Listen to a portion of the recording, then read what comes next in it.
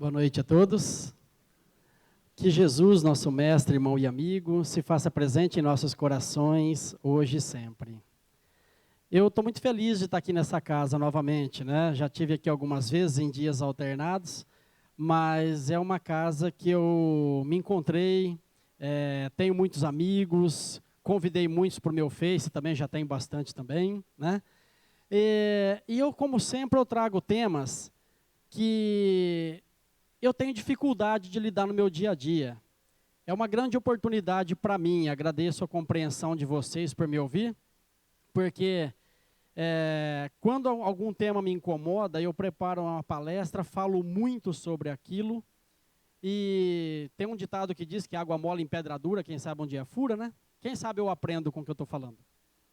Não é o fato de estarmos aqui na frente que já somos melhores do que alguém, pelo contrário, carregamos as nossas mazelas, as nossas dificuldades, e tudo aquilo que eu falo aqui não são coisas que eu já faço, mas coisas que eu gostaria de começar a fazer a partir de agora, pela compreensão que a doutrina espírita nos dá através dos ensinamentos. Todos os exemplos que eu der aqui, nem todos vão se encaixar em todos os exemplos, claro que não. Mas qual é a proposta? A proposta é, aquele exemplo que a gente se encaixar, se questionar. O que eu posso fazer para mudar isso em mim? Essa é a proposta.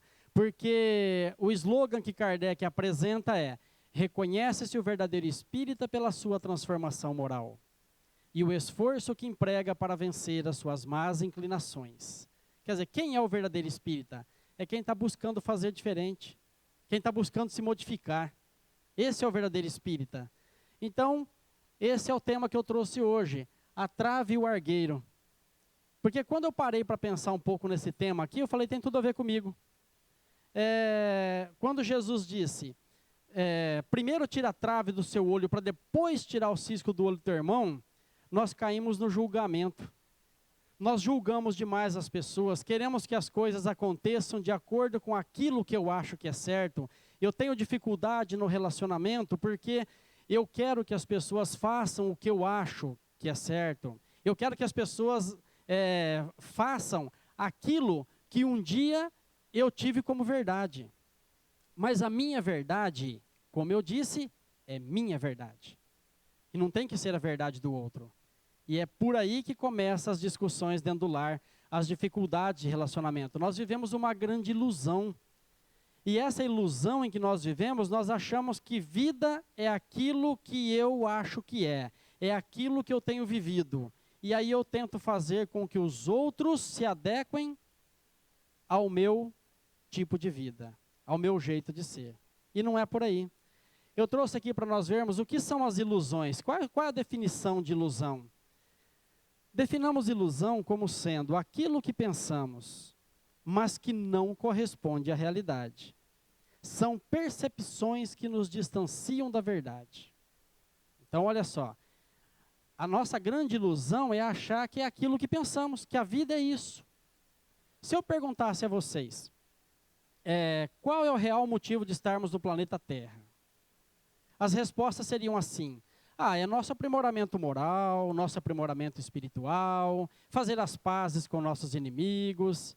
Aí eu pergunto, e por que não fazemos? E por que nós estamos adiando tudo isso? Porque chega aqui os bens materiais prevalecem, a busca desenfreada ao dinheiro, né? E de repente a gente se vê perdido. Observa muitas vezes como tem sido o nosso dia a dia.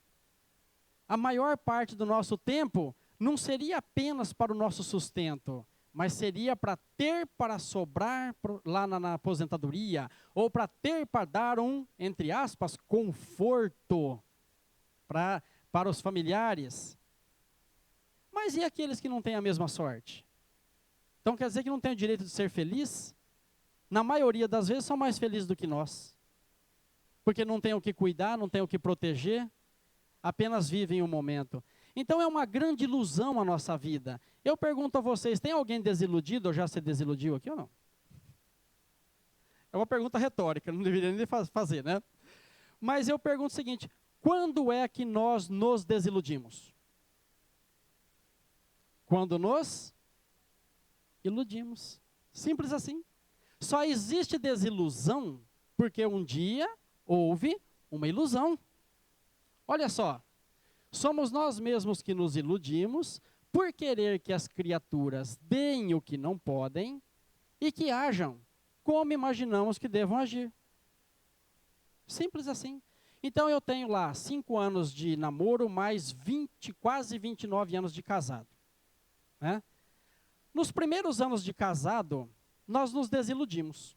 Né? Eu fico desiludido com ela porque eu queria que ela desse aquilo que não podia, que agisse da maneira que eu gostaria.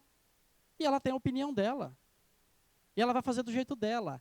Então eu fiquei desiludido com ela e ela ficou desiludida comigo pelo mesmo motivo. Pronto, muita gente para por aí um relacionamento. Ah, eu estou desiludido com o companheiro ou com a companheira. Mas eu diria que seria a partir daí que deveria começar o verdadeiro amor.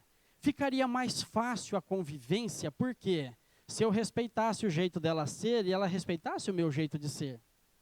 Porque aí eu já sei o que ela gosta, o que ela não gosta, o que ela quer, o que ela não quer, o que ela vai fazer, o que não vai fazer. Ficaria mais fácil. Mas a gente continua se desiludindo ao longo do tempo, porque eu continuo tentando fazer com que ela haja da maneira que eu gostaria. E vice-versa. Então, as desilusões acontecem porque nós nos iludimos querendo e ficamos esperando, ficamos na expectativa que o outro vai fazer o que eu acho que é certo. Então, essa é a nossa desilusão. Nós nos desiludimos em casa, no trabalho, com os amigos, no trânsito. Tudo por quê? Porque aquelas pessoas não agem como eu acho que é certo. Então, só lembrando de novo, nem todos vão se encaixar em todos os exemplos. Tem gente que já superou muita coisa do que eu já falei. Mas qual é a pergunta novamente? Aquele que se identificar com algum, questione-se. O que eu posso fazer para modificar isso? Um grande exemplo é isso aqui, ó. O que vocês veem nessa imagem? Ela é uma árvore torta. Simples, não é? E um sábio chega para os discípulos e diz: eu dou a minha casa para quem conseguir ver essa árvore na posição correta. Vocês calculam que estava dando torcicolo neles lá, né? Tentando imaginar como seria aquela árvore na posição correta. E depois de horas de tentativa, eles falam para o sábio: ó, desistimos, qual a moral da história? E o sábio diz: qual foi a pergunta inicial? Ver a árvore na posição correta, ele disse. Então deixam de ser teimosos, admitam, ela é uma árvore torta. Vocês estão sofrendo porque vocês gostariam que ela fosse de acordo com o seu ponto de vista, ou seja, ereta. Né? Aí eu pergunto quantas árvores tortas tem dentro da nossa casa, no nosso trabalho, no nosso dia a dia, no trânsito, que nós estamos tentando endireitar essas criaturas de acordo com o nosso ponto de vista. Como se a maneira que eu penso fosse mais verdade que a verdade do outro. Então, aí onde entra? Entra o personalismo. O que é o personalismo? É o excesso que se deu ao orgulho. Né?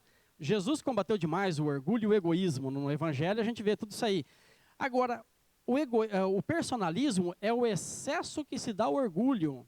É aquela criatura que todos nós conhecemos alguns, por não admitir que muitas vezes somos, né? Mas é aquela pessoa que está sempre querendo que seja do jeito dela. Ela fica: será que você não enxerga que tem que ser assim? Será que você não vê que tem que ser assim? Né? E o outro fala: eu estou cansado de falar para você. Fala: então descansa, criatura. Né? Não adianta falar. Se eu já falei uma vez, falei duas, não adiantou? Não adianta ficar insistindo, não é verdade? Tem que respeitar a opinião do outro. Se ele não fez até agora o que eu acho que é certo, é porque ele quer fazer do jeito dele. Ele tem a opinião dele, eu tenho a minha. Fica mais difícil, mas o personalista é aquela criatura que continua querendo que as coisas aconteçam de acordo com o que ele acha que é certo. E quando uma coisa foge do controle, que a gente perde o controle da situação, a gente para, muitas vezes, até de prestar atenção no que o orador está falando, incomodado com aquele erro de português que está lá na frente. Verdade ou não? Vamos consertar rapidinho lá, né? Para não ficar... Então, percebeu como que é o exemplo do personalismo? Né? O que acontece? Quando você está numa festa, está conversando com os amigos, uma coisa sai do teu controle, alguém falou uma coisa que você não gosta, você já deixa de prestar atenção no que os outros estão falando, você já fecha a cara, né? Já fica chateado, o outro já cutuca, fala, o que aconteceu? Eu falo, não sei não, deixa quieto, né? Não mexe não. Né? Então é assim, as coisas fogem do nosso controle e nós sofremos com aquela situação. Como resolver isso? Fácil? Teoricamente eu estou falando para vocês. Teoricamente é simples, mas na hora de colocar em prática, gente, a nossa mente está condicionada a fazer sempre daquele jeito. É por isso que quando se fala em reforma interior, vocês calculam, cada um de vocês sabe o que é uma reforma dentro de casa, não sabe? O transtorno, a sujeira, a poeira, quem é alérgico, então, quase morre. Né? Reforma interior é a mesma coisa. Eu vou ter que pegar uma coisa que está acostumada a ser daquele jeito e transformar, mas para transformar vai ter muita sujeira, muito trabalho. Não vai ser de uma hora para outra. Então é essa proposta de fazer diferente, mas como modificar isso é muito difícil.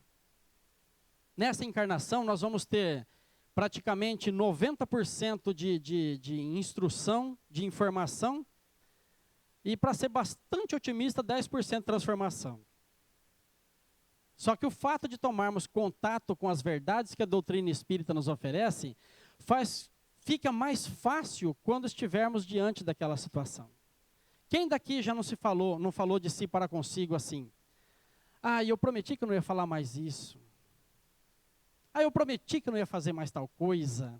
Sabe? Essa já é o começo da transformação. Não se sintam culpados. A doutrina espírita veio matar a culpa e o pecado. Não existem. Isso foi criado ao longo dos milênios, porque quanto mais culpa eu sinto, mais dinheiro eu dou. Tá? Esquece a culpa. Nós não temos culpa de estar errando. Estamos condicionados a fazer isso. Nós temos culpa, sim, se eu, mesmo sabendo, não estiver fazendo alguma coisa para poder modificar isso. Não se sintam culpados. Eu prometi que eu não ia fazer. Tá bom, a próxima vez eu vou ficar vigilante e vou tentar acertar. Aí eu acerto porque eu estava vigilante, na outra eu erro, eu falo, mas de novo, eu falei que eu não ia fazer mais isso. Sem culpa, tenta de novo, vigilância novamente.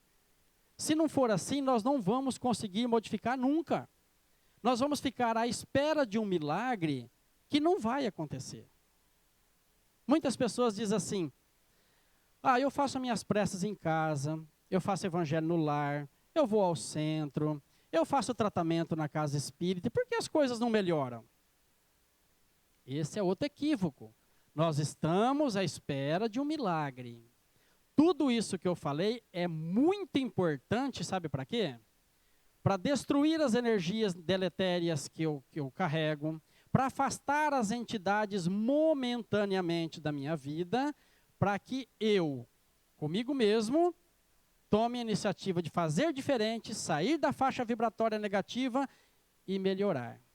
Eu sou o milagre. O milagre não vai acontecer. Eu sou o milagre.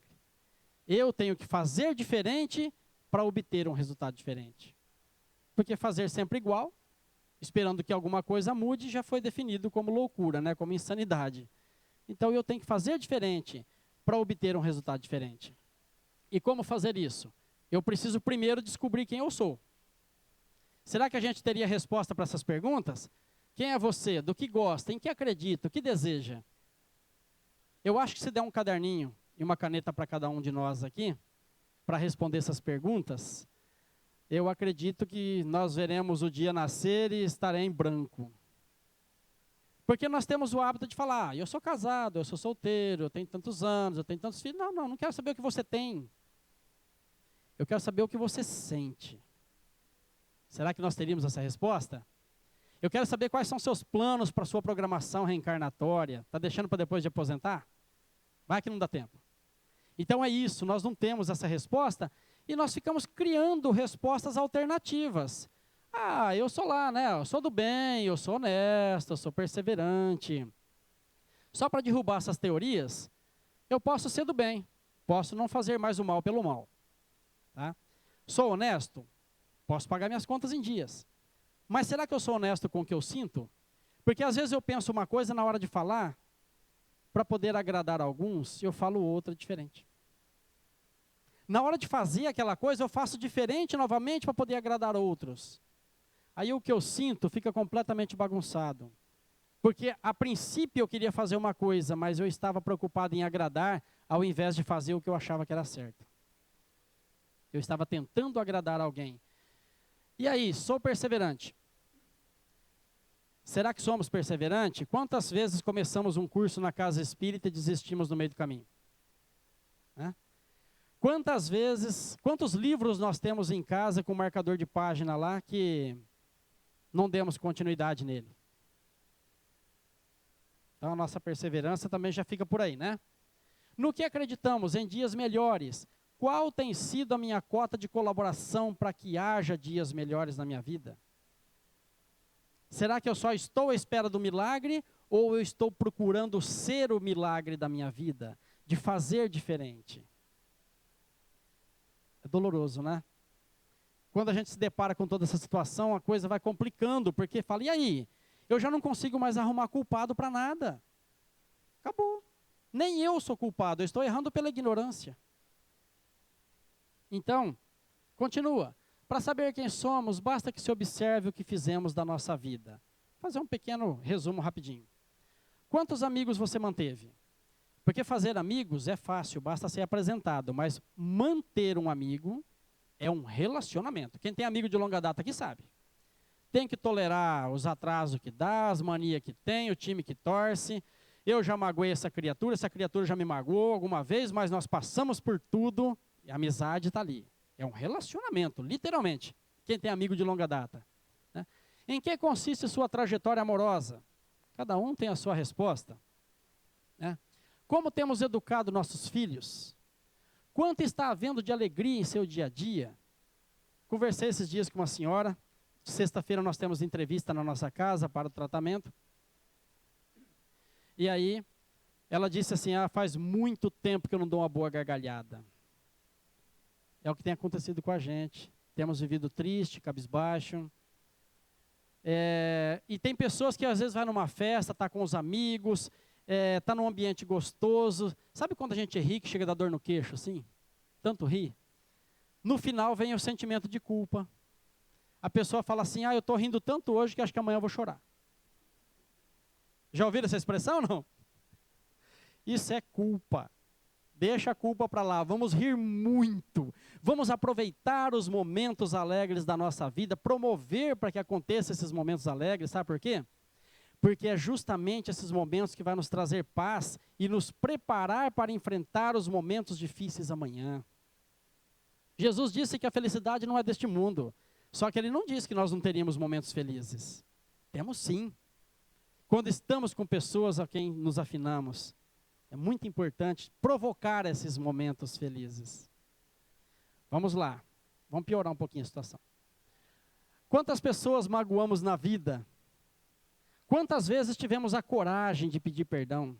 E principalmente, quem vai sentir a nossa falta? Eu vou falar uma coisa aqui para vocês que talvez vocês não saibam, e é muito sério. Tá? Todo mundo aqui vai morrer. Sabia ou não? Vai desencarnar? Sabia disso? Parece uma pergunta boba, né? Mas não é não. Dá a impressão que a morte e a dor vai bater só até na casa do vizinho, vai pular nossa casa e vai partir para outra. Nós comemos em exagero, bebemos demais, corremos demais, nos preocupamos demais, ficamos ansiosos demais. E isso tudo é uma forma de suicídio. Involuntário, mas é. Tá? Então, a gente acha que a dor só vai bater até na porta do vizinho, a nossa tem um X lá, uma cruz de sangue, né? Que vai ser pulada da nossa casa. Na nossa fé vai até onde bate a dor. Eu tenho fé, eu acredito em Deus, faço minhas preces, faço o evangelho no lar. Bateu a dor em casa, eu já acho que Deus me abandonou, que meu anjo de guarda pediu as contas, né? E a gente já se sente abandonado. O que nós estamos fazendo para poder manter essa paz em nosso coração? Que não venha doença, já que nós sabemos que as doenças estão aqui, gravadas em nosso perispírito ao longo dos milênios, em forma de sentimento. Nosso perispírito é um HD de computador. E de repente ele tem dado disco cheio aí, está jogando tudo pro corpo. Fala, ó, se vira que eu não estou dando mais conta não. E surgiu tudo quanto é coisa ultimamente, né? Está surgindo doenças que a gente nunca tinha visto, ou até então não tinha dado nome para elas. Mas tudo são doenças psicossomáticas. Psico tem a ver com psi, a mente, o espírito. Soma é o corpo. São as doenças do espírito refletindo no corpo. E a gente vai ter que encarar isso aí. Quando eu perguntei quem vai sentir a nossa falta, daqui a pouquinho nós vamos estar sendo visitados naquele caixotinho de madeira ali, né? E aí? Será que a esposa ou o marido vai chegar e vai falar assim, olha, meu esposo ou meu marido está aqui, vai me fazer muita falta, quero um companheiro, uma companheira? Será que os filhos vão chegar ali e falar, olha, meu pai ou minha mãe que está aqui, eu vou sentir muita falta porque nos momentos difíceis, não ficava apontando os meus defeitos, mas me abraçava, chorava junto, me ajudava a resolver os problemas? Será que vai chegar alguém que a gente nunca viu na vida e vai falar, vocês não me conhecem, mas essa pessoa aí no momento mais difícil da minha vida, ela me emprestou o ombro para chorar? Porque é só isso que nós vamos levar. Só isso. Ninguém vai perguntar como era a nossa casa, se tinha terra, se trocava de carro todo ano. É isso que nós vamos levar. O que nós estamos plantando agora para colher no final dessa encarnação ou na próxima? Porque é na reta final que nosso passado nos calará e responderá por nós. Eu conheço gente tão fria quanto essa mãozinha aqui, ó, para cuidar de um moribundo. Conversando com uma amiga dias desse, e ela falou assim, eu só não ponho minha mãe no asilo porque eu tenho dó e porque também eu não sei o que os outros vão falar. Tá? Porque minha mãe nunca me deu abraço. Eu falei, mas você está abraçando a sua mãe? Porque se você não estiver abraçando a sua mãe, você está fazendo exatamente como ela. Você está sendo melhor em quê? Eu perguntei para ela. Nós estamos sendo iguais. Nós estamos reproduzindo comportamento. Tem pessoas que falam, mas meu pai fazia, meu avô fazia, meu bisavô fazia, meu tataravô fazia, e eu não vou mudar isso? Será que todos eles estavam certos naquele comportamento? Se estiver, mantenha, mas se não tiver, mude. Para que seguir a tradição do erro? Então é necessário, é na reta final que nosso passado nos calará e falará por nós. Essa frase aqui, ó, tem tudo a ver conosco. Deixa eu ver. Ah, foi. É uma frase simples, comum, tá? Que eu faça um mendigo sentar-se à minha mesa, que eu perdoe aquele que me ofende e me esforce por amar, inclusive, meu inimigo. Tudo isso não deixa de ser uma grande virtude. Isso aí nós encontramos no livro de autoajuda, mensagens e tal. Essa pessoa nem espírita não é, e olha como ele complementa essa frase. Mas o que acontecerá? Se descubro que o menor, o mais miserável de todos, o mais pobre dos mendigos, o mais insolente dos caluniadores, o meu inimigo, reside dentro de mim. Sou eu mesmo. E precisa da esmola da minha bondade, e que eu mesmo sou o inimigo que é necessário amar? Olha lá. Jung, né? Precursor da psicanálise aí. Eu sou o inimigo que é necessário amar. Vamos encontrar Jesus nessa frase de Jung? Tá? Ele diz que o meu inimigo reside dentro de mim. Sou eu mesmo. É aí que a gente volta no tema principal. O que Jesus disse? Nos chamou de hipócrita. Primeiro tira a trave do teu olho para depois tirar o cisco do olho do teu irmão. Então aqui, se o meu inimigo reside dentro de mim, sou eu mesmo, eu tenho que aprender a me perdoar para poder perdoar alguém. Eu tenho que aprender a me amar para poder amar alguém. Eu tenho que aprender a admitir que eu também erro, para poder aceitar o erro do outro. Aí sim, eu estou tirando a trave do meu olho para poder tirar o cisco do olho do meu irmão. Caso contrário, será cego conduzindo cego, ambos cairão no precipício, palavras dele também. Coisas que a gente vai ter que mexer em nós. Enquanto eu não alterar isso, eu não vou conseguir lidar bem em paz com o outro. Eu vou ter dificuldade. Tá? Porque o dia que eu admitir que eu erro, quando eu ver alguém fazendo alguma coisa errada, eu vou falar assim, bom, isso aí eu não erro, mas eu erro em outras coisas que essa pessoa talvez não erre. Não fica mais fácil de aceitar o erro do outro? Ao invés de julgar, condenar e se bobear, executar a sentença? Fica mais fácil de lidar com o outro. Muita gente tem se falado em regeneração. Olha o planeta de regeneração, a Terra está se transformando. Legal. Só que, quando eu aprender a lidar com qualquer tipo de pessoa, respeitando a sua maneira de ser, se ele tem piercing, tatuagem, é homossexual, não importa, para mim é uma pessoa, respeito aquela pessoa exatamente como ela é, sem tentar modificá-la. Eu já estou pronto por regeneração. Simples. Na teoria é. Na prática, nem tanto. Né? Só fechando, eu me considero esse cara aqui, não sei se vocês se consideram também. Isso aí é a parábola do filho pródigo. Eu acho que eu sou o cara, o filho pródigo. Só para lembrar que filho pródigo não é filho prodígio, tá? É filho problema. Tá? Lembra da parábola, resumindo rápido? Jesus contando, o filho pródigo, o filho problema, chegou para o pai e falou, estou cansado dessa vida no campo, dá minha parte da herança que eu vou cuidar da minha vida. O pai vende metade do que tem, dá metade dele, ele vai embora, perde aqui, perde ali, daqui a pouquinho ele se vê sem nada porque passaram ele para trás e pronto.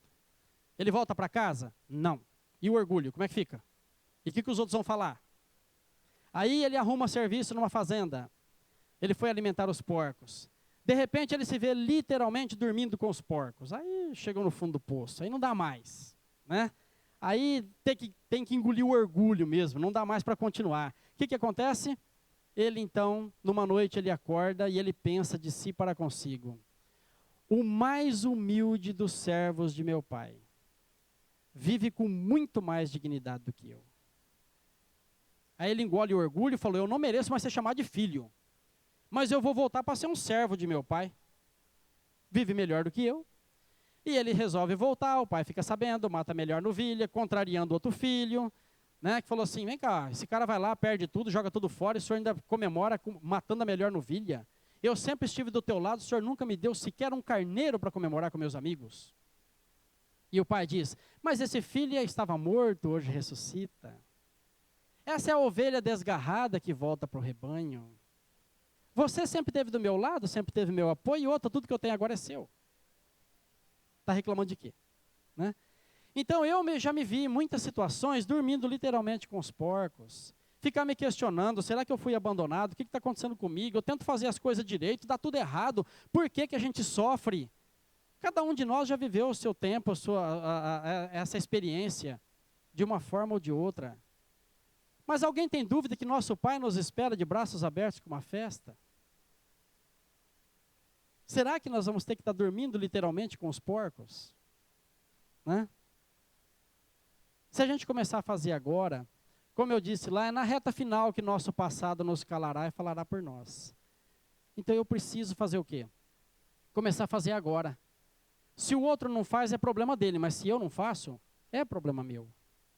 Não vai servir como desculpa, ninguém fez, não, mas e você? Então eu tenho que fazer a minha parte, independente do outro fazer a parte dele ou não. Eu não tenho que ficar exigindo, olha, eu estou sofrendo por tua culpa, ninguém tem culpa do meu sofrimento. Ninguém tem culpa do meu sofrimento. Ninguém causa o meu sofrimento, a não ser que eu permita que a pessoa me incomode. Eu tenho que parar de arrumar um culpado e também não me sentir culpado, mas pelo contrário, olha, eu estou errando pela ignorância, eu estou agindo dessa forma, eu vou tentar agir diferente. Não é por acaso que essas pessoas estão do meu lado. Emmanuel diz que toda pessoa difícil, complicada na nossa vida é uma bênção. Confesso que eu fiquei bravo com ele no começo, né? Fala, só porque ele já superou, vem falar isso? Mas não, é verdade. É verdade. O que é aquela pessoa que está do meu lado, que me incomoda, que me irrita, que me tira do sério, qual virtude ela está me ensinando? A paciência. O problema é que eu quero fazer uma prece, pedir para Deus e amanhã cedo eu amanheço paciente. Eu não quero aprender a paciência com o outro, principalmente com aquele que me irrita, porque aquele que não me irrita não vai me ensinar paciência. Então aquilo que nós enxergamos com os olhos da negatividade, na realidade, deveria ser com os olhos positivos. Todo sofrimento é derivado de aprendizado. Um benfeitor espiritual, ele já veio aqui, eles já estiveram aqui em Rio Preto, a Marlete e o Lucas, de Presidente Prudente, muita gente conhece eles. Eu estudei com eles 3 anos lá, em Prudente. E o benfeitor espiritual lá, o Carlos, que era médico psiquiatra desencarnado, dava aula para nós. E ele chegava lá no grupo de 200 pessoas assim, ele falava assim, bom dia, tudo bem com vocês? E a gente falava, tudo bem, e ele falava, que pena. Porque enquanto aparentemente está tudo bem, vocês estão estacionados espiritualmente. Então é necessário, nós só crescemos na contrariedade. Quando somos contrariados, estamos sendo convocados a fazer diferente. Então vamos fazer diferente, sem culpa. Não deu certo hoje, faz amanhã. Não deu amanhã, faz depois. Que Jesus nos abençoe. Quem quiser ser meu amigo, por favor, mande um convite lá.